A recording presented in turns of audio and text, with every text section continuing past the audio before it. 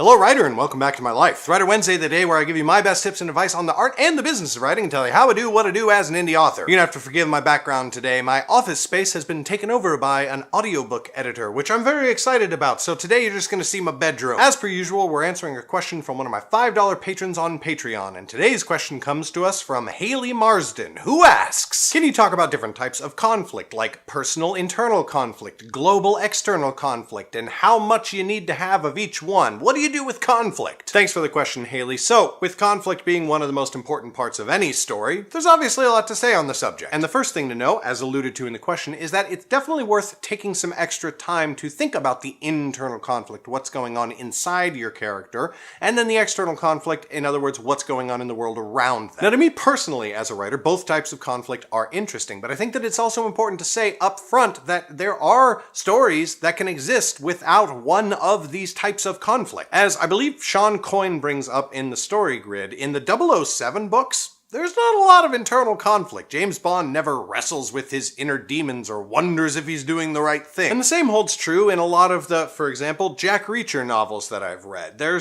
doesn't have to be some glorious internal struggle going on in the hero for them to have a fun and interesting story. Obviously, the James Bond stories are really important to a lot of people and very popular. And I think it is probably possible to tell an interesting, compelling story without global or external conflict as well. I think that you're more likely to see this in literary work. Although there can be external conflict in literary work, there are a lot more books and a lot more focus on internal themes, what's going on inside of a character's mind. You could make the case, for example, that Turtles All the Way Down by John Green is a story that doesn't have a big external global conflict, but only has the internal conflict of the main character. The main character does have a few moments of conflict with other characters in the story, but it's certainly not a main focus, and there is not a main global conflict that runs throughout the whole book. There are only moments of it. Primarily, she is simply struggling with herself, her thoughts, and her mental illness. And you could make the argument that her mental illness is a form of external struggle, that it is something that is not her against which she is fighting and therefore creating conflict. But the character herself identifies her problems as herself in her book, and the focus of the story is her struggling to keep her own issues from sabotaging her relationships and friendships and family in her life. Which leads me into another lesson about conflict. I believe that your hero's internal conflict, if they have one, should always be intricately and interestingly linked to the external conflict of the story. The reader's going to be spending a lot of time in your main character's head. Even if it's not first person, you're probably going to know a lot about what the main character is thinking just from reading the book, right? So we're going to be seeing a lot of the internal conflict, again, if it's there, and if it's not, like I said, that's fine. But if you can then take that internal conflict and make it very close and connected to and part of the external conflict, that's just going to be a lot more satisfying for the reader. They will enjoy the resolution of each conflict more if they've seen them playing off of each other and if they resolve around the same time, near the end of the book. In fact, one thing that Blake Snyder talks about in Save the Cat is essentially that your inner conflict always has to be resolved before the external conflict can be resolved. In other words, the hero realizes the big truth about themselves or life or the world or their family or whatever it is, and that then enables them to defeat the villain of the story, whatever the villain happens to be. I really like that. I really like that structure. I like that construction. I like seeing that play out in stories, so you will notice that a lot in my work. A couple of examples to illustrate how you can play internal and external conflict off of each other. These are going to be drawn from my own work. Sorry if you don't like it when I talk about my own books.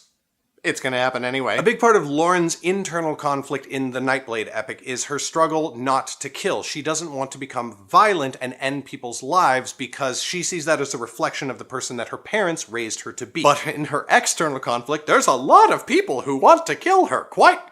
Quite a lot, actually. It's remarked upon by several characters in the story. And because she won't kill them, they continue to come back and harass and haunt her. And sometimes the fact that they're still alive deeply harms people that she does really care about. And so that throws her internal conflict and her external conflict into conflict with each other. It would actually be a lot easier for her, and bad things would not have happened to her and her loved ones in her life if she were willing to budge on that internal conflict. And in the second Underrealm series, the Academy Journals, Eben's internal conflict is based on the fact that he doesn't want to be part of the family that he's part of. It's an evil family. He knows that they do bad things, and everybody hates him because he's a member of the family. He doesn't want to be there. But in order to survive the very real threats to his life, he has to continue to rely on his family's wealth, his family's connections, and that sort of thing. And every time he does that, he is getting pulled deeper and deeper into the exact relationship and the exact relationship to his family that he doesn't want to be a part of anymore. Internal conflict, external conflict,